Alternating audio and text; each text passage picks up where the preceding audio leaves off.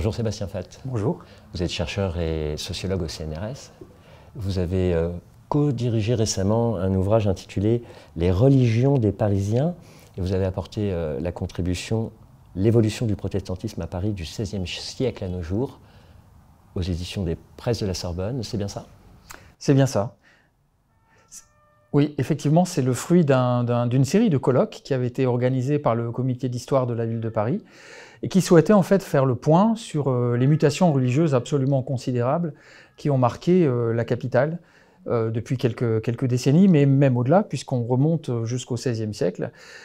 Alors, c'est l'occasion peut-être de rappeler que dans l'imaginaire, Paris, c'est Notre-Dame. C'est ce catholicisme mémoriel, patrimoniel, rayonnant. Quand Jacques-Olivier Boudon a consacré sa thèse à Paris, capitale religieuse du Second Empire, bon, c'est vraiment le catholicisme qui s'impose, hein, qui marque l'espace. On n'en est plus du tout là aujourd'hui. Et l'occasion de ces opérations scientifiques qui a débouché sur cet ouvrage eh bien, permet de se rendre compte que les affiliations religieuses des Parisiens et au-delà des Franciliens, aujourd'hui, se sont considérablement diversifiées. Paris est plus que jamais une ville-monde, et on trouve absolument toutes les offres religieuses imaginables aujourd'hui dans l'espace francilien, et notamment un protestantisme. Et ça, c'est peut-être une des surprises aussi de ce parcours, c'est que le protestantisme a fait un retour en force dans l'espace parisien. Parce qu'au point de départ à la Réforme, est-ce que Paris devient protestante ? Alors Paris a été tenté par le protestantisme, mais très vite, très tôt d'ailleurs, le protestantisme se voit brutalement réprimé. Alors on peut rappeler en particulier cet événement traumatique initial qui est l'exécution de Jean Vallière, le 8 août 1523. Il est brûlé en place publique à Paris. Quelques temps après, on va brûler des livres luthériens, puisque c'est via l'imprimerie, via la Galaxie Gutenberg, que la première réforme protestante s'est diffusée. Donc il s'agissait d'éliminer ces productions considérées comme hérétiques.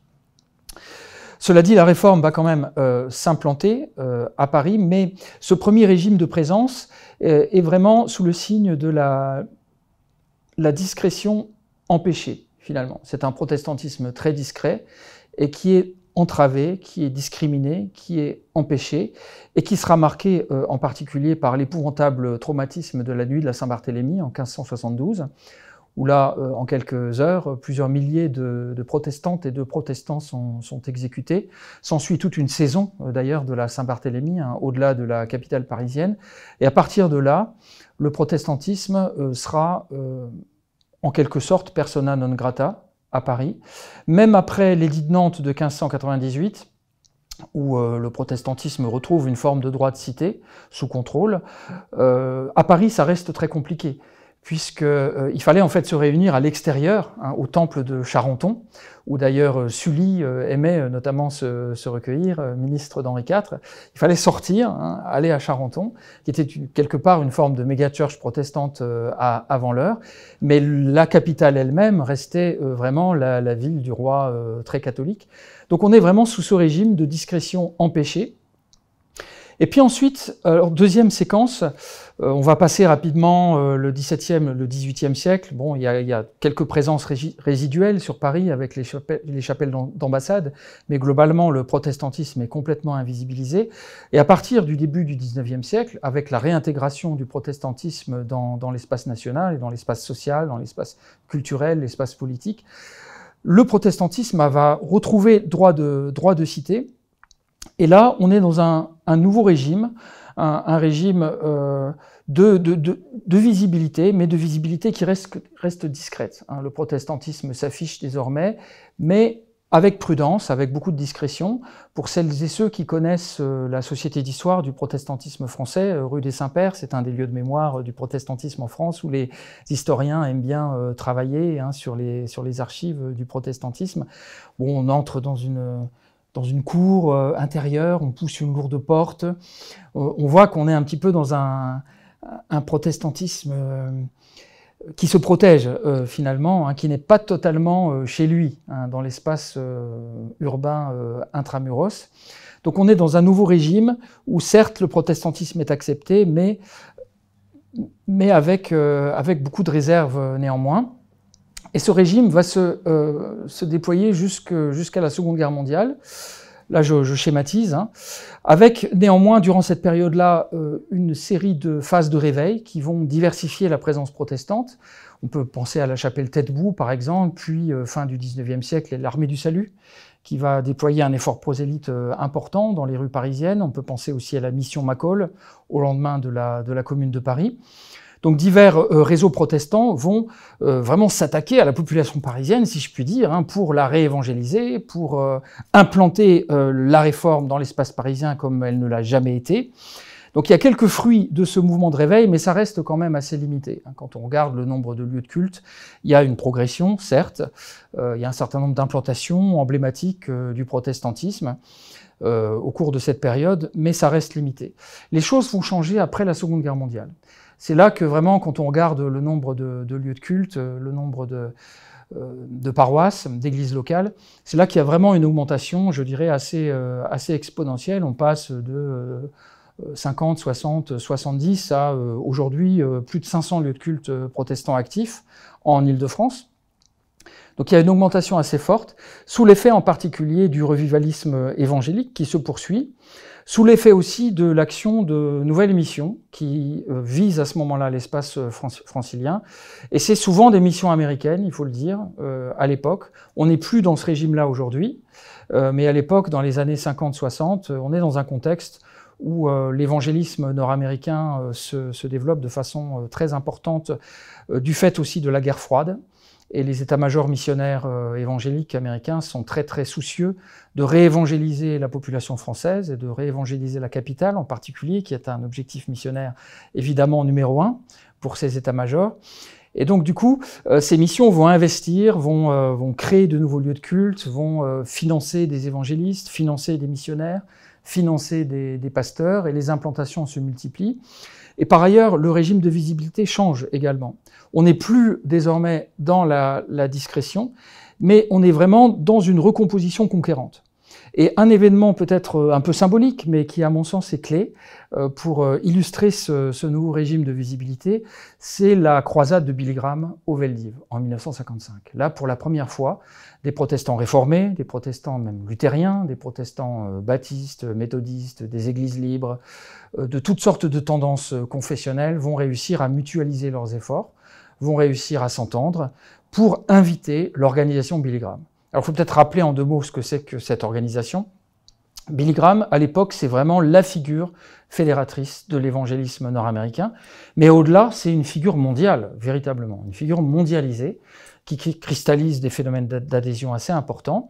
C'est une figure très charismatique au sens sociologique du terme, c'est-à-dire qu'il a beaucoup d'ascendants, c'est l'archange Gabriel en gabardine, comme on disait à l'époque dans les médias français. Il a une certaine prestance, hein, c'est le gendre idéal. Il parle très bien, il a une présence scénique remarquable, et il a derrière lui toute une organisation missionnaire, la BGA, la Billy Graham Evangelistic Association, qui a pour mission d'évangéliser la planète dans son ensemble. Donc, the sky is the limit, hein, on va évangéliser tous azimuts par le biais de grandes croisades. Hein, c'est comme ça que nos amis américains définissent leur campagne d'évangélisation. Alors en France, ça choque parce qu'on a l'imaginaire des croisades médiévales, mais dans l'imaginaire américain, le terme a un autre sens.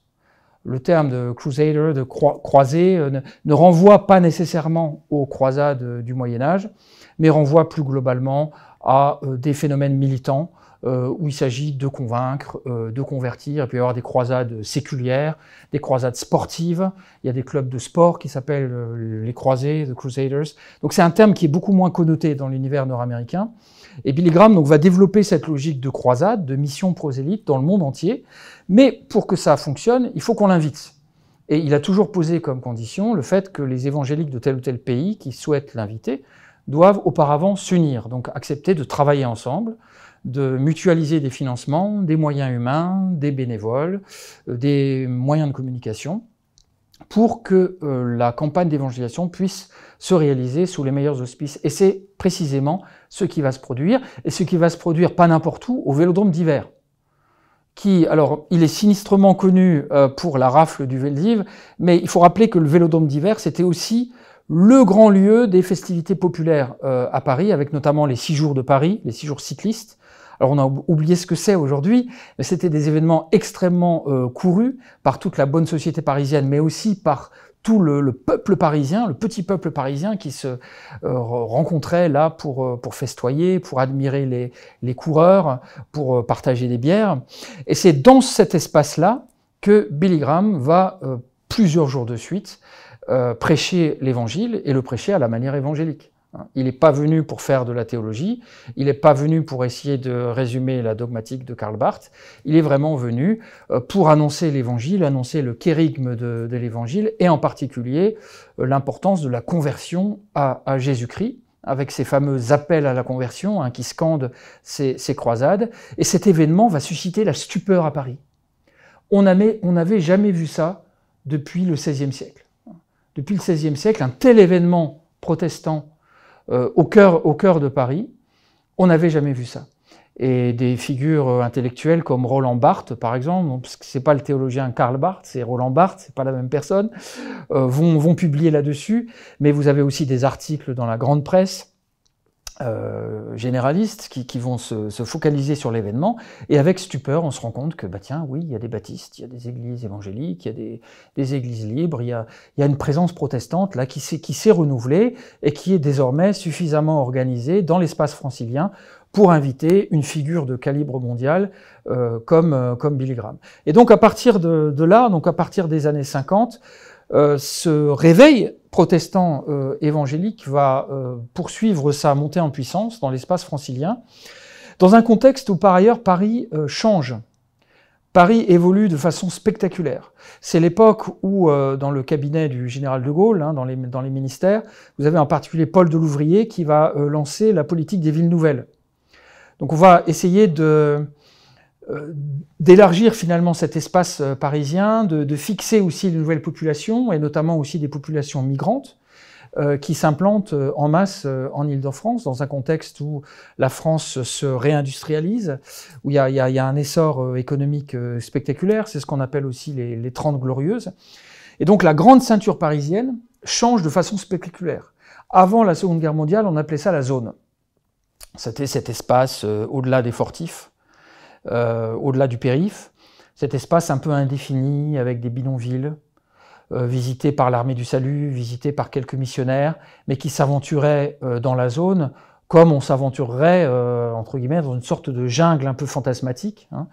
On parlait aussi des Apaches au début du XXe siècle. C'était ces populations pas très bien fixées, qui vivaient aussi beaucoup autour de l'économie parallèle, d'une forme de criminalité, qui pouvait parfois vous estourbir d'un coup de couteau. Et après donc la Seconde Guerre mondiale, ce vaste espace de la zone est intégré dans les dynamiques urbaines parisiennes post-Seconde Guerre mondiale, avec beaucoup de grands ensembles. Et ces grands ensembles, évidemment, c'est pain béni pour les missionnaires évangéliques. C'est là que va se déployer de façon privilégiée le réveil évangélique, des réveils évangéliques, et beaucoup d'églises vont naître de cette évangélisation, aboutissant aujourd'hui, pour faire court, à un protestantisme qui, dans sa totalité, représenterait entre 420 et 450 000 personnes sur un peu plus de 12 millions de franciliens. Donc c'est tout à fait considérable. Longtemps, le protestantisme était sous-représenté à Paris. Et c'était encore vrai dans les années 50. Il y avait une sous-représentation du protestantisme à Paris par rapport au reste du pays. Aujourd'hui, c'est devenu l'inverse. Il y a un peu plus de protestants aujourd'hui en Île-de-France que dans le reste du pays. C'est une véritable Saint-Barthélemy à l'envers, si je puis dire. Alors l'expression est un peu brutale peut-être, mais ça dit bien ce que ça veut dire. C'est-à-dire qu'il y a eu ce phénomène au départ d'expulsion du protestantisme, d'exculturation du protestantisme. La société parisienne, l'espace parisien ne voulait pas du protestantisme, et on s'en est débarrassé, d'une manière ou d'une autre, que ce soit par la Saint-Barthélemy ou par d'autres processus, mais on a vraiment fait comprendre aux protestants qu'ils n'étaient pas les bienvenus dans cet espace marqué par le pouvoir royal, marqué par la centralité catholique. Donc ça, c'était ce premier moment. Aujourd'hui, finalement, la parenthèse, quelque part, est refermée. Et on a non seulement une présence protestante qui est aussi importante que dans le reste du pays, mais qui est même un peu surreprésentée du fait de ces phénomènes de réveil que nous avons évoqués. Alors peut-être pour éclairer aussi ce basculement, il y a un autre phénomène qu'il faut quand même faire intervenir. On a parlé tout à l'heure de l'influence à un moment donné des missions évangéliques nord-américaines. Je dis bien à un moment donné parce qu'on n'est plus dans cette séquence-là depuis 20 ans. Mais on va dire pendant 30, 35, peut-être 40 ans, il y a effectivement eu un impact nord-américain qui a été important. Mais par ailleurs, autre phénomène qu'il faut prendre en compte aussi, c'est d'une part l'arrivée de beaucoup de citoyennes et citoyens français des Caraïbes, des Dom-Tom, dans les années 70, des Caribéens, donc qui sont déjà français, donc il ne s'agit pas d'immigration, ils sont déjà français, mais ils viennent s'installer en Île-de-France. Et beaucoup d'entre elles et d'entre eux sont protestants, sont souvent évangéliques. Donc ça, c'est un premier phénomène qui va nourrir aussi la croissance de ces églises. Et puis, deuxième phénomène, c'est l'essor spectaculaire de l'immigration subsaharienne. Donc là, pour le coup, on parle d'immigration. Au lendemain des accords d'Évian, en 1962, on était à peu près à 20 000 subsahariens en France. Aujourd'hui, on est à plus de 600 000. Et on a aussi maintenant des phénomènes de deuxième génération, c'est-à-dire qu'il ne s'agit plus de personnes subsahariennes, mais d'Afropéens, qui en fait ne sont pas des migrants, qui sont nés en France ou qui ont grandi en France, mais qui sont marqués par un héritage subsaharien et qui le revendiquent, avec par ailleurs aussi la revendication d'une identité française et d'une identité européenne. Et donc cet apport subsaharien, puisqu'on est passé de 20 000 à 600 000 en quelques décennies, a nourri également ces églises. Parce que beaucoup de ces migrants, notamment et en particulier depuis les années 80, lorsqu'ils s'installent en France, ils sont déjà pentecôtistes. Ils sont déjà parfois baptistes, ou ils sont déjà luthériens, déjà réformés. Ils arrivent en France et ils sont porteurs de cette identité. Et quand ils arrivent en France, ils arrivent souvent en Île-de-France. Parce qu'il y a un phénomène de concentration de l'immigration en Île-de-France, parce que c'est aussi un pôle d'activité particulièrement important. Donc du coup, il y a une forme de survisibilité aussi de cette immigration en Île-de-France. Et ces apports considérables vont nourrir naturellement les recompositions du protestantisme francilien. Et aujourd'hui, on le voit au travers d'un certain nombre d'événements publics protestants. Je pense notamment à l'événement Protestants en fête en 2013, qui a lieu à Bercy, dans ce magnifique auditorium là, de plusieurs milliers de places. Lorsque Protestants en fête se déroule, on s'aperçoit qu'il y a vraiment une vraie diversité multiculturelle du protestantisme francilien, qui se manifeste de plusieurs manières, au niveau des stands, au niveau des personnes qui interviennent en tribune, au niveau de la chorale également, et bien entendu au niveau du public, et un formidable brassage. On est vraiment dans un protestantisme recomposé, un protestantisme mosaïque, aux couleurs de la francophonie. Et ce phénomène-là, il s'explique donc par ce contexte plus large de l'immigration qui est venue transformer les sociabilités et la sociographie des franciliens depuis la Seconde Guerre mondiale. Je vous pose une question un peu poil à gratter, puisque vous avez écrit un livre sur Billy Graham il y a déjà une vingtaine d'années, pape protestant. Deux questions. Que deviennent les protestants de Paris, les églises protestantes de Paris, qui n'étaient pas très Billy Graham? Puis deuxième question, est-ce que le visage du protestantisme des Parisiens, dans l'ouvrage les religions des Parisiens, qui vient de sortir aux presses de la Sorbonne, est-ce que vous abordez les méga-churches? Et est-ce que le visage du protestantisme dans les méga-churches est métis? D'accord, alors sur les méga-églises, effectivement, on peut parler d'une vraie créolisation. On s'aperçoit que les 5 méga-églises qui actuellement contribuent au rayonnement des protestantismes en Île-de-France, toutes ces églises, toutes ces méga-églises, donc de plus de 2000 fidèles, sont créolisées. Elles sont loin d'être homogènes, il y a une grande diversité, et c'est pas parce que le phénotype dominant est noir qu'on peut parler de communautarisme, et ça je voudrais bien le souligner, les premières églises communautaristes en France sont probablement des églises de blancs. Sauf qu'on a tendance à pas le voir, parce que comme c'est le phénotype majoritaire, Bon, le communautarisme, c'est toujours l'autre, hein, bien entendu, hein, et on regarde d'abord chez l'autre, mais en réalité, quand le phénotype dominant est noir, et notamment et en particulier en Île-de-France, quand on fait un petit peu de terrain, qu'on regarde comment fonctionnent ces églises, on s'aperçoit qu'il y a une très très grande diversité de langues, d'origine sociale, d'origine culturelle, d'origine nationale aussi. Dans ces méga-églises, il y a plus de 20 nationalités, 20, 30, 40 nationalités différentes. Donc on est vraiment dans le multiculturel et dans une forme de créolisation, au sens d'Édouard Glissant notamment. Hein, c'est pas simplement le multiculturel qui parfois n'aboutit simplement qu'à une juxtaposition d'identité finalement. Hein. Même la métaphore de la mosaïque ne convient pas forcément, d'ailleurs, à ce niveau-là. Parce que la mosaïque, finalement, ok, il y a différentes composantes, mais chaque parcelle reste complètement homogène. Quand on zoome, finalement, on est quand même dans des parcelles qui sont très très homogènes. Alors que la créolisation, c'est autre chose. C'est aussi le partage, c'est aussi le mélange. Et sans hiérarchie. Hein, Glissant insistait là-dessus, il n'y a pas de hiérarchie. C'est-à-dire que dans certaines de ces méga-églises, et notamment je pense à la méga-église Paris Centre Chrétien, où j'ai assisté à beaucoup de cultes dans cette église, une église basée à La Courneuve, on peut très bien chanter un chant en lingala, un chant en portugais, des chants en anglais, des chants en français, des chants venus des Caraïbes, tout cela dans le même événement cultuel. Et il n'y a pas de problème, pas de hiérarchisation. Et donc finalement, chacun partage un petit peu l'apport de l'autre.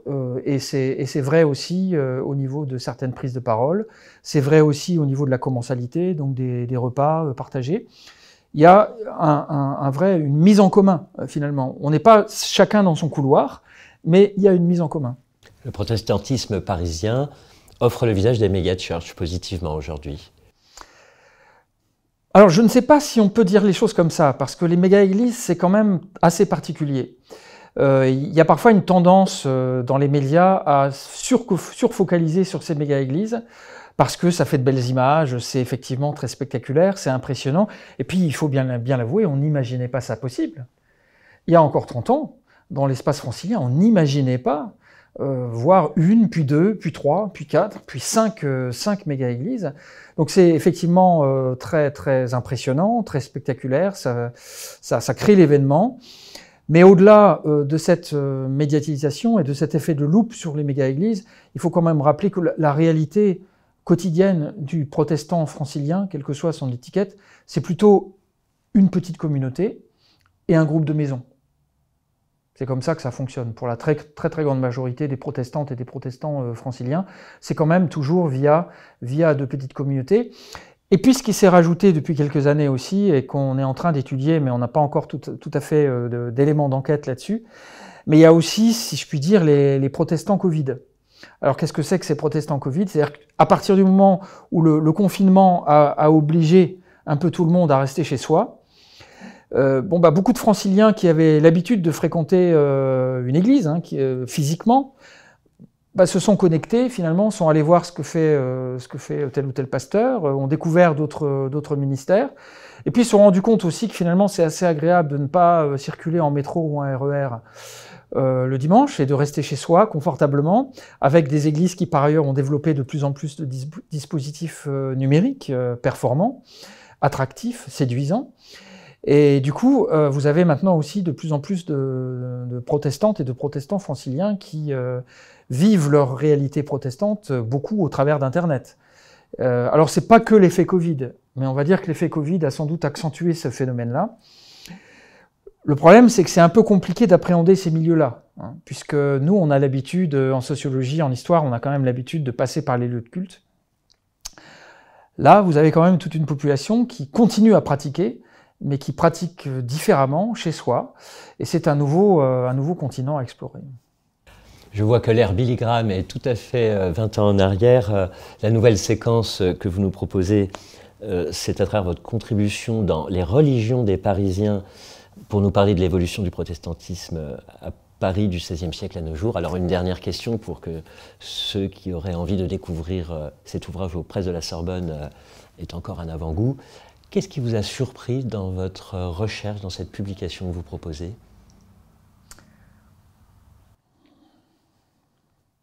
Alors, je dirais que la surprise principale, c'est que Paris est un incubateur d'innovation religieuse. On a longtemps eu l'idée que la grande ville, c'est le tombeau de la religion. Et on a cette idée qui avait été véhiculée par plusieurs sociologues du catholicisme, notamment, encore dans les années 50, du paysan breton, le messalisant traditionnel, qui dans son village ne se pose même pas la question, il fréquente la messe, il est pratiquant. Il arrive gare Montparnasse à Paris, 2 ans plus tard, il ne pratique plus. La ville comme lieu des plaisirs, comme lieu de la sécularisation, lieu des loisirs, lieu par excellence de la sortie de la religion. C'est l'idée qu'on a longtemps véhiculée. La ville, et particulièrement la grande ville, et Paris à bien des égards était souvent présenté dans un certain imaginaire protestant comme la Grande Babylone. Y compris dans... Oui, alors la Bible ne dit pas que Paris est la Grande Babylone, mais oui, en s'appuyant sur cette métaphore biblique, Paris c'était un peu la Grande Babylone, la ville où finalement on se perd, une ville qui défait des chrétiens. Eh bien la grande surprise, c'est que c'est plus vrai. C'est plus du tout comme ça que ça fonctionne aujourd'hui. Paris est un lieu d'incubation d'offres religieuses nouvelles, parfois très intenses. On n'imaginait pas non plus il y a 30 ans qu'on retrouverait aujourd'hui des évangélistes dans le métro, dans le RER, qui évangélisent de façon complètement désinhibée. On n'imaginait pas ça possible, et pourtant, voilà à quoi nous assistons aujourd'hui. Alors, pourquoi, vaste sujet, peut-être qu'une des hypothèses qu'on peut développer, c'est que la sécularisation n'est pas forcément linéaire. Historiquement, en tout cas, c'est débattable. Le XVIIIe siècle, à bien des égards, était plus sécularisé que le XIXe. Le XIXe siècle, c'est le siècle du retour en force du catholicisme, des réveils protestants. Il n'y a jamais eu autant de prêtres en France, les paroisses sont pleines à craquer, alors que le XVIIIe siècle, avec le gallicanisme, l'esprit des Lumières, était finalement moins marqué en termes d'intensité religieuse. Bon, le XXe siècle aura été clairement un siècle à nouveau de sécularisation intense.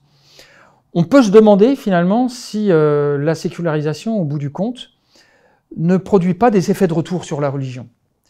Est-ce que les offres séculières ont répondu aux questions de nos contemporains? On a vécu dans ce qu'on appelle la modernité triomphante, après la Seconde Guerre mondiale, avec un certain nombre de grands récits structurants, de grandes utopies politiques également, à droite comme à gauche. Et puis aujourd'hui, tout se passe comme si finalement ces grands récits séculiers avaient déçu. Et si plus personne, ou presque, ne croyait dans des lendemains qui chantent, en tout cas politiquement. Et du coup, il y a une forme de désenchantement politique qui va conduire en tout cas un certain nombre de personnes, je ne dis pas que c'est forcément un mouvement de masse, mais un certain nombre de personnes, et notamment en Île-de-France, c'est tout à fait patent, qui vont conduire un certain nombre d'individus en recherche, mais finalement à se retourner à nouveau vers les religions. Et ce protestantisme, notamment, qu'on croyait peut-être un peu has-been, un peu réservé à des archives au fond d'une cour, eh bien ce protestantisme, en fin de compte, il est plus vivace que jamais dans l'espace francilien aujourd'hui. Merci Sébastien Fatz pour les religions des Parisiens. Le protestantisme des Parisiens, c'est aux presses de la Sorbonne, ça vient de sortir. Merci beaucoup. Merci beaucoup.